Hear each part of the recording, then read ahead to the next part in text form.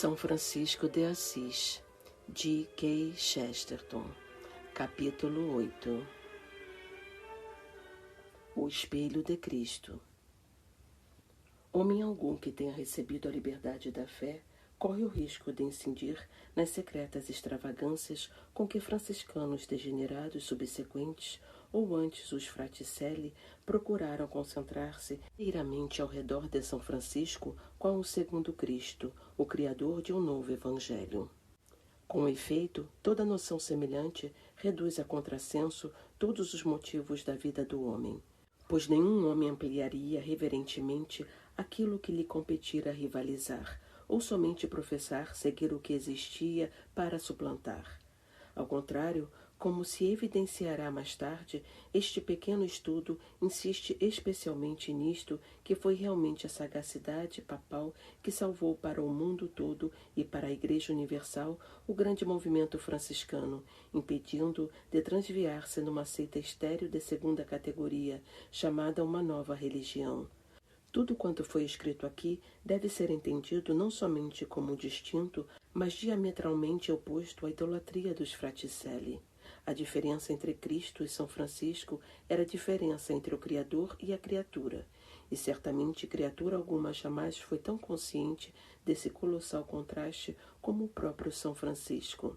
Mas sujeito a esse entendimento, é perfeitamente verdadeiro e vitalmente importante dizer-se que Cristo foi o modelo pelo qual São Francisco procurou pautar-se, e que em muitos pontos a vida humana e histórica de ambos tem coincidências curiosas, mas acima de tudo, que comparado à maioria de nós, pelo menos, São Francisco é a mais sublime aproximação ao Mestre, e ainda, sendo um intermediário e um reflexo, é todavia um esplêndido e misericordioso espelho de Cristo.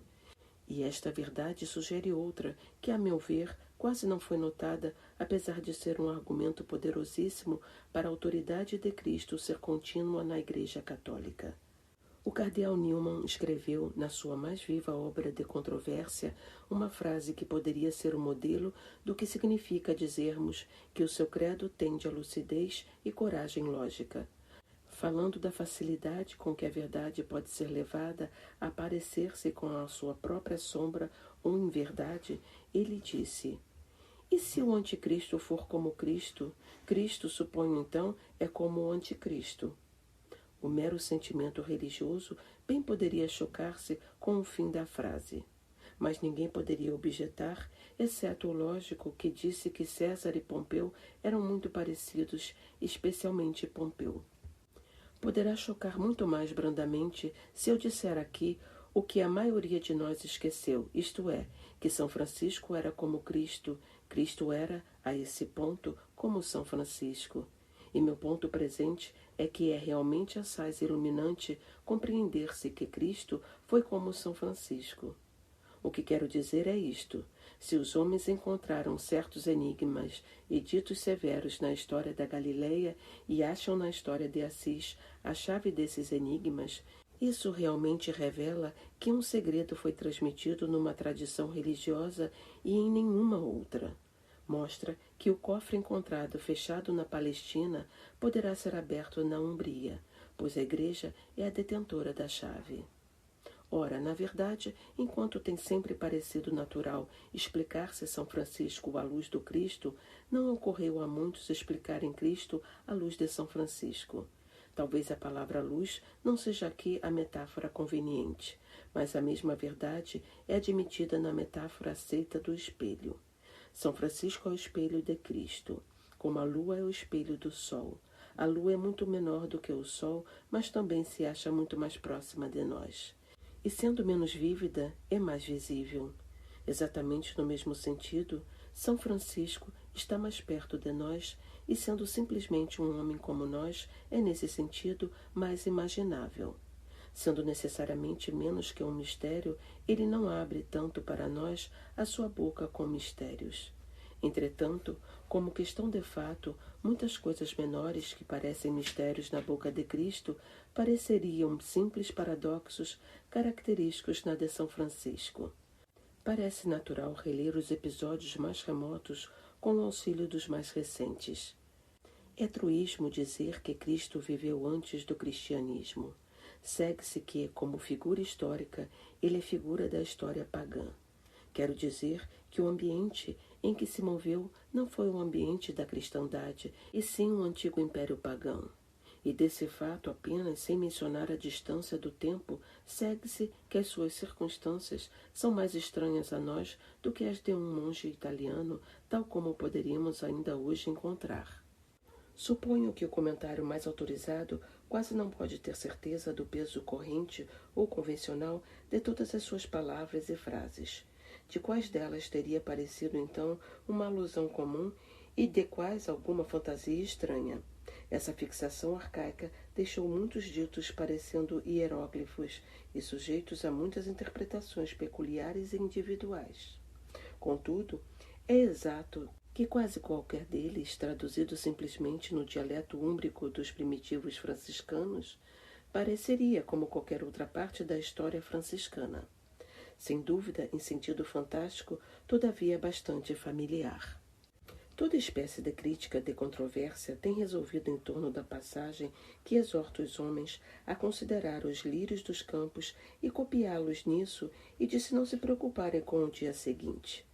O cético tem alternado entre dizer-nos para sermos verdadeiros cristãos e praticá-lo, e explicar-nos que é impossível fazê-lo.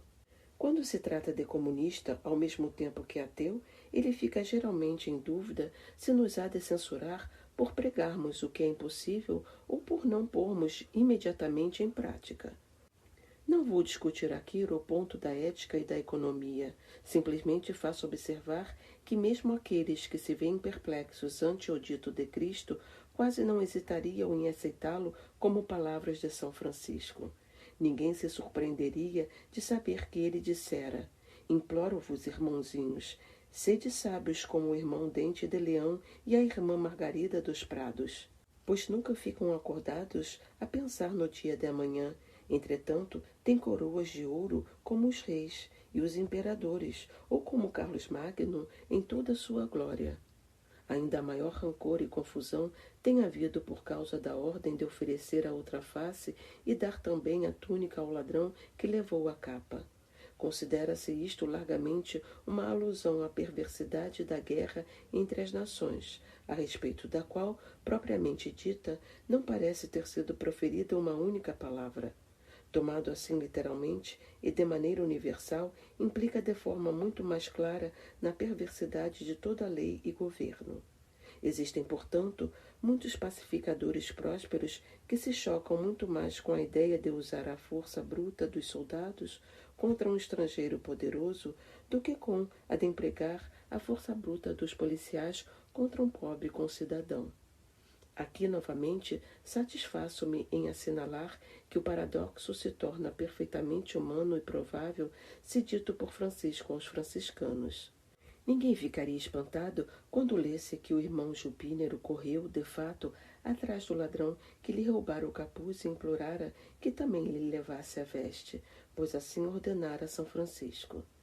Ninguém experimentaria surpresa se São Francisco dissesse a algum jovem nobre, prestes a ser admitido na sua companhia, que longe de ir ao encalço do larápio, a fim de recuperar os sapatos, ele devia correr-lhe atrás para fazer-lhe ficar também com as meias. Podemos gostar ou deixar de gostar da atmosfera que estas coisas implicam, mas sabemos que tipo de atmosfera implicam. Reconhecemos certa nota natural e clara como a nota de uma ave, a nota de São Francisco. Há nisso qualquer coisa de um motejo suave no tocante à própria ideia da posse de haveres. Qualquer coisa de uma esperança de desanimar o inimigo pela generosidade. Qualquer coisa do senso de humorismo de embaraçar o mundo em face do inesperado. Qualquer coisa da alegria de levar uma convicção entusiástica a um extremo lógico. Mas seja como for, não encontramos dificuldade em reconhecê-lo desde que tenhamos lido qualquer literatura sobre os irmãozinhos e sobre o movimento que teve início em Assis. Parece razoável inferir-se que, se fora esse o espírito que tornara possíveis na Umbria tantas coisas estranhas, terá sido o mesmo espírito que as tornara possíveis na Palestina. Se ouvirmos a mesma nota inconfundível e sentirmos o mesmo indescritível sabor em duas coisas tão afastadas uma da outra, parecerá natural supormos que o caso mais distanciado da nossa experiência fosse idêntico ao caso mais avizinhado da nossa experiência. Explicando-se a coisa com a suposição que São Francisco falasse aos franciscanos, não seria irracional uma explicação sugerida nisso que também Cristo se dirigia a um bando dedicado que tinha muito da mesma função dos franciscanos. Em outras palavras, só parece natural manter-se como tem mantido a Igreja Católica, que tais conselhos de perfeição faziam parte de uma vocação especial destinada a assombrar e despertar o mundo. Em todo caso, o importante é notar que sempre que se nos deparam essas características particulares, em sua adequação aparentemente fantástica, reaparecendo depois de mais de 1000 anos, verificamos que são produzidas pelo mesmo sistema religioso que alega continuidade e autoridade das cenas em que apareceram originalmente. Qualquer número de filosofias repetirá as vulgaridades do cristianismo. Porém, é a antiga Igreja que poderá novamente assombrar o mundo com os paradoxos do cristianismo. Ubi Petrus, ibi Franciscus. Mas se compreendermos que foi verdadeiramente pela inspiração do seu divino mestre que São Francisco praticou esses atos de caridade de mera esquisitice ou excentricidade, devemos também compreender que foi pela mesma inspiração que ele praticou atos de abstenção e austeridade. Claro está que essas parábolas mais ou menos galhofeiras do amor dos homens foram concebidas depois de um estudo escrupuloso do Sermão da Montanha. Mas é evidente que ele fez outro estudo ainda mais escrupuloso do sermão silencioso de outra montanha, a montanha chamada Gólgota. Aqui, outra vez, estava falando a estrita verdade histórica quando disse que, pelo jejum e sofrimento de humilhação, ele apenas tentava experimentar fazer um pouco do que o Cristo tinha feito. E novamente aqui parece provável que, visto a mesma verdade aparecer nas duas extremidades de uma cadeia de tradição, por essa mesma tradição conservou-se a verdade. Mas no momento, o alcance deste fato afeta a próxima fase da história pessoal do próprio homem. Pois à medida que se torna mais claro que o seu grande plano comunal é um fato consumado e além do risco de um colapso prematuro, à medida que se faz evidente a existência já de coisa semelhante a uma ordem dos frades menores, emerge cada vez mais esta ambição mais individual e intensa de São Francisco. Tão logo ele certamente tenha seguidores, não se compara com eles, perante os quais poderia aparecer como mestre, mas se compara cada vez mais com seu mestre, perante o qual somente parece um servo. Isto, seja dito de passagem, é uma das conveniências morais e mesmo práticas do privilégio ascético. Toda outra espécie de superioridade poderá ser arrogância. Porém, o santo nunca é arrogante, pois de suposto está sempre na presença de um superior. A objeção a uma aristocracia é que é um sacerdócio sem Deus. De qualquer forma, contudo, o serviço a que São Francisco se entregara era um que, nessa ocasião, aproximadamente, ele concebia cada vez mais em termos de sacrifício e crucificação. Estava cheio do sentimento de não ter sofrido bastante para ser digno de ser, mesmo de longe, um seguidor do seu Deus sofredor. E esta passagem na sua história pode ser realmente sintetizada como a procura do martírio. Foi essa a ideia última na notável questão da sua expedição entre os sarracenos da Síria. Havia, sem dúvida, nessa concepção outros elementos dignos de mais compreensão inteligente do que tem frequentemente recebido. Sua ideia, naturalmente, fora trazer as cruzadas ao seu término num sentido duplo, isto é, chegar ao seu fim e conseguir o seu propósito. Só que ele desejava consegui-lo pela conversão ao invés de pela conquista, isto é, pelos meios intelectuais, ao contrário dos materiais. A mente moderna é difícil de concentrar-se e geralmente chama feroz ao processo de Godofredo e fanático ao de Francisco. Isto é, chama inexequível a todo método moral, depois de acabar de chamar imoral a todo método prático. Mas a ideia de São Francisco estava longe de ser fanática ou até, necessariamente, uma ideia não prática, embora talvez visse o problema como se fora demasiado simples, faltando-lhe a cultura do seu grande herdeiro, Raimundo Lúlio, que compreendia mais e, no entanto, foi tão pouco compreendido. O modo pelo qual se acercou da questão foi realmente muito pessoal e peculiar, porém, isso é verdade, de quase tudo quanto realizou. Foi, de certo modo, uma ideia simples, como simples eram geralmente as suas ideias. Mas não foi uma ideia maluca. Houve muito o que dizer a seu favor, e bem poderia ela ter vingado o êxito. De certo, foi simplesmente a ideia de que era melhor criar cristãos do que destruir muçulmanos. Se o Islã tivesse sido convertido, o mundo teria ficado incomensuravelmente mais unido e mais feliz. Entre outras coisas, 3/4 das guerras da história moderna nunca teriam ocorrido. Não era absurda a suposição de que tal se pudesse verificar sem um concurso da força militar, pelos missionários que foram também mártires. A Igreja tinha conquistado a Europa desse modo, e desse modo poderia ainda conquistar a Ásia ou a África. Mas depois de se dar consideração a tudo isso, existe ainda outro sentido no qual São Francisco não pensava no martírio como um meio para se chegar a um fim, mas quase como sendo em si mesmo uma finalidade, no sentido de que, para ele, o fim supremo era chegar-se bem próximo ao exemplo do Cristo.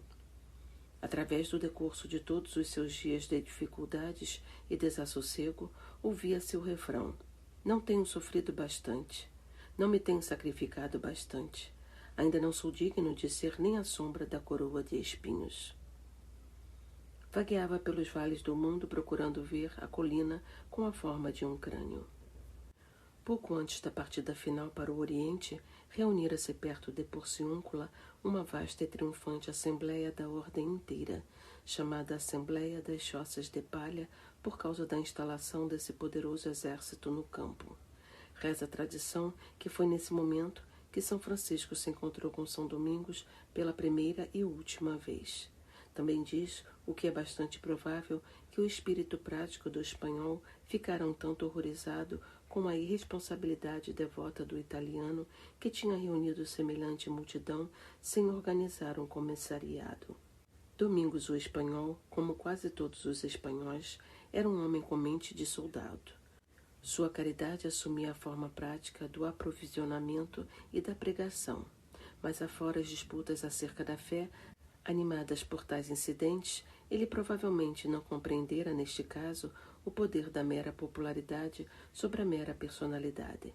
Em todos os seus saltos no escuro, Francisco teve a extraordinária faculdade de sempre cair de pé. Toda a população do campo desceu qual um desmoronamento de terra a trazer abastecimento de comida e bebida para aquela espécie de piedoso convescote. Os camponeses levaram carroças de vinho e caça.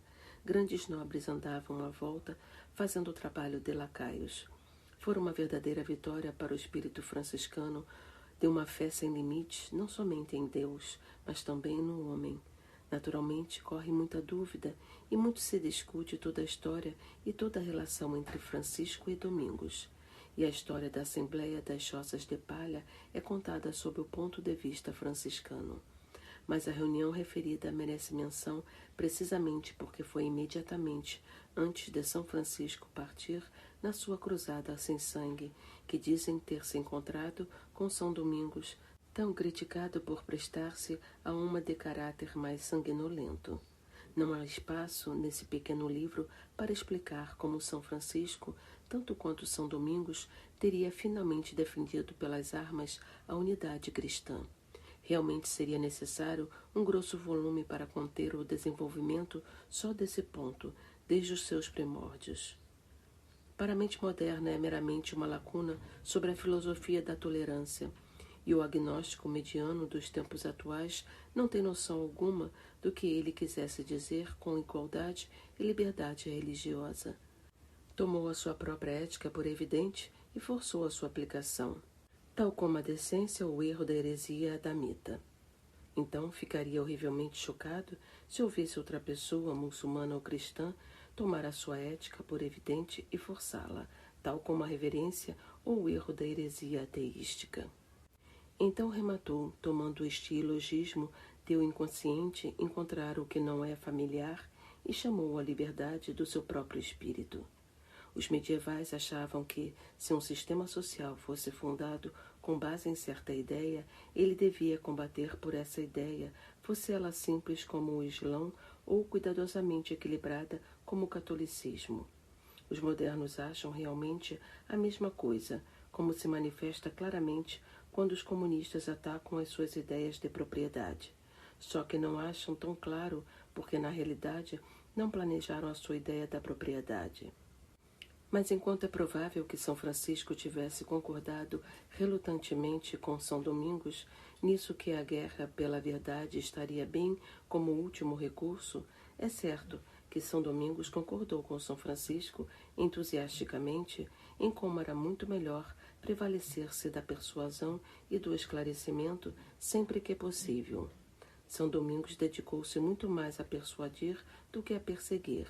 Porém, havia uma diferença nos métodos, simplesmente porque havia uma diferença nos homens. Em tudo que São Francisco fazia, havia qualquer coisa, em bom sentido, infantil e até, em bom sentido, voluntariosa. Atirava-se às coisas abruptamente, como se a ideia lhe ocorresse no momento.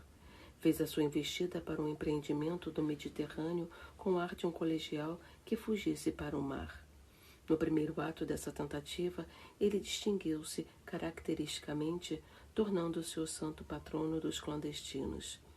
Não cogitou de esperar pelas recomendações ou negociações ou qualquer auxílio com que já podia contar da parte de pessoas ricas e de responsabilidade.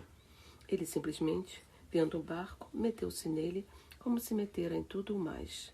Tem todo o ar de corrida que faz de toda a sua vida uma semelhança de escapada ou, literalmente, uma fuga. Deitou-se como um fardo entre as bagagens ao lado de um companheiro que arrastara consigo no seu ímpeto. Mas a viagem foi aparentemente inditosa e errática, terminando no seu regresso forçado à Itália. Aparentemente foi após esta primeira partida falsa que se verificou a grande reunião de Porciúncula e entre esta e a viagem final para a Síria. Houve também uma tentativa de enfrentar a ameaça muçulmana pregando aos mouros na Espanha. Na Espanha, com efeito, diversos dos primeiros franciscanos já tinham encontrado êxito glorioso no martírio. Mas o grande Francisco ainda caminhava de braços abertos à procura de semelhantes tormentos e desejando em vão essa agonia. Ninguém teria dito mais prontamente do que São Francisco que ele era talvez menos semelhante a Cristo do que os outros que já haviam subido ao seu Calvário. Mas o fato se escondia no peito dele como um segredo, a mais estranha de todas as angústias de um homem. Sua viagem subsequente teve melhor ventura, um tanto quanto diga respeito, a chegar-se ao teatro das operações. Alcançou o quartel-general da cruzada à frente da cidade sitiada de Damieta e prosseguiu na sua maneira expedita e solitária à procura do quartel-general dos sarracenos. Conseguiu obter uma audiência do sultão e foi então, nessa entrevista que evidentemente se ofereceu e, como alguns afirmam, começando a pô-lo em ato, a lançar-se na fogueira como provação divina, desafiando os mestres religiosos molesmes a fazer o mesmo. É coisa absolutamente certa que ele teria levado a cabo o gesto. Com efeito, lançar-se às chamas era, de qualquer forma, ato quase tão desesperado como lançar-se contra as armas e instrumentos de tortura de uma falange de maometanos fanáticos, pedindo-lhes renunciarem a Maomé. Dizem mais que os sumos sacerdotes mostraram certa frieza em face à competição proposta e que um deles se afastou tranquilamente durante a discussão, o que também parecia crível. Entretanto, não importa por que razão Francisco voltou tão livremente quanto tinha ido. Pode haver qualquer coisa na história da impressão individual causada sobre o sultão, a qual o narrador representa como uma espécie de conversão secreta. Pode haver qualquer coisa na sugestão de que o santo homem estivesse protegido inconscientemente no meio dos semibárbaros orientais, pela auréola da santidade que se supõe em certos lugares circundar o imbecil. Existe provavelmente tanto ou mais na explicação generosa daquela cortesia e compaixão graciosas, porém caprichosas, que se mesclavam com as características mais selvagens naqueles soldãos suntuosos do tipo e da tradição de Soladino. Finalmente, há talvez algo na sugestão de que a história de São Francisco podia ser contada como uma espécie de ironia da tragédia e comédia chamada O Homem que Não Podia Ser Morto. Os homens gostavam demais dele para consentirem que morresse pela fé, e o indivíduo era recebido em vez da mensagem que levava. Mas tudo isso é apenas suposição e conjecturas em torno do grande esforço que é difícil julgar-se, por isso que se interrompeu abruptamente como os primeiros lançamentos de uma ponte que poderia ter ligado o Oriente ao Ocidente e permanece como uma das grandes oportunidades perdidas da história. Enquanto isso, o grande movimento avançava na Itália a passos de gigante, apoiado agora pela autoridade do Papa, tanto como pelo entusiasmo do povo, e criando uma espécie de camaradagem entre todas as classes, tinha provocado uma convulsão reconstrutiva em todos os lados da vida religiosa e social, e começou especialmente a expressar-se com um entusiasmo pela construção que é a marca de todas as ressurreições da Europa Ocidental. Fora estabelecida notavelmente em Bolonha uma sede magnífica da missão dos frades menores, e um vasto contingente deles e de simpatizantes cercou-a em coro de aclamação. Sua unanimidade sofrera uma estranha interrupção. Somente um indivíduo naquela multidão foi visto voltar-se e subitamente delatar o edifício como se fora um templo babilônio, perguntando com indignação desde quando a senhora pobreza era assim insultada com o luxo dos palácios. Era Francisco, uma figura selvagem de regresso da sua cruzada do Oriente, e foi a primeira e última vez que ele falou encolerizado aos seus filhos. Dever-se-á mais tarde dizer uma palavra a respeito desta séria divisão do sentimento e da política, pela qual muitos franciscanos e até certo ponto o próprio Francisco separam-se da política mais moderada que ultimamente prevalecera. Neste ponto, carecemos apenas notá-lo como outra sombra caída sobre o seu espírito, depois do seu desapontamento do deserto, e como sendo, em certo sentido, o prelúdio da fase seguinte da sua carreira, que se passou dentro do máximo isolante e mistério. É verdade que tudo a respeito deste episódio parece coberto com uma nuvem de disputa, mesmo a respeito da data, alguns autores o fixando na narrativa muito antes disto. Mas fosse ou não cronologicamente, o certo é que foi logicamente a culminação da história e pôde ser mais bem indicado aqui. Digo indicado porque deve ser questão de pouco mais que uma indicação, visto tratar-se de um mistério, tanto no sentido moral mais elevado como no sentido histórico mais trivial. De qualquer forma, as condições do caso parecem ter sido estas. Francisco e um jovem companheiro, no decurso da peregrinação em comum, passaram por um grande castelo, todo iluminado com festividades inspiradas na recepção das honras da cavalaria por um dos filhos da casa. Nessa mansão aristocrática, que se denominava Monte Feltro, os dois entraram com a sua atitude bela, casual, e começaram a dar a sua própria espécie de boas novas. Houve ao menos alguns que deram ouvido ao santo como se tivesse sido um anjo de Deus. Entre esses, um cavalheiro, de nome Orlando de Chiusi, proprietário de grandes terras na Toscana, distinguiu São Francisco com um ato de cortesia singular e um tanto pitoresco. Deu-lhe uma montanha, coisa única entre os presentes do mundo. É de presumir que a regra franciscana que proibia ao homem aceitar dinheiro não tinha feito provisão especial sobre a aceitação de montanhas. Nem São Francisco a recebeu diferentemente de como aceitava tudo, como uma comodidade temporária mais do que propriedade pessoal. Mas ele a converteu numa espécie de refúgio para a vida eremítica, mais do que para a vida monástica. Retirava-se para ali sempre que desejasse uma vida de oração e jejum, a qual não convidava nem mesmo os seus mais íntimos amigos. Era o Alverno nos Apeninos, e no seu cume paira eternamente uma nuvem escura com um debrum ou auréola de glória. O que foi que aconteceu exatamente pode ser que nunca se venha a saber. A questão tem sido, creio, assunto de discussão entre os mais devotos estudantes da vida santificada, tanto quanto entre esses estudantes e outros de caráter mais secular. Pode ser que São Francisco nunca tivesse feito menção alguma a ninguém. Seria altamente característico e certo, em todo caso, que dissesse muito pouco. Acho que apenas a um único homem dizem ter ele falado a respeito. Sujeito, no entanto, a tais dúvidas verdadeiramente sagradas, confesso que para mim, pessoalmente, este relatório isolado e indireto que nos chegou dá muito a impressão de um relatório de coisa real, de uma dessas coisas que são mais reais do que as que chamamos as realidades diárias. Mesmo qualquer coisa, por assim dizer, dupla e confusa a respeito da imagem parecer transmitir a impressão de uma experiência que abala os sentidos. Como acontece com a passagem das revelações relativamente às criaturas sobrenaturais cheias de olhos. Parecia que São Francisco contemplava os céus sobre a sua cabeça, ocupados por um vasto ser alado, como um serafim estendido em cruz. Parece mistério se a figura alada estivesse ela mesma crucificada, ou numa postura de crucificação, ou ainda se simplesmente incluísse na sua moldura de asas algum colossal crucifixo. Mas parece claro ter havido qualquer questão sobre a primeira impressão, pois São Boaventura diz inequivocadamente que São Francisco duvidava de como um serafim pudesse ser crucificado, de vez que os temíveis e antigos poderes estavam sem a enfermidade da paixão.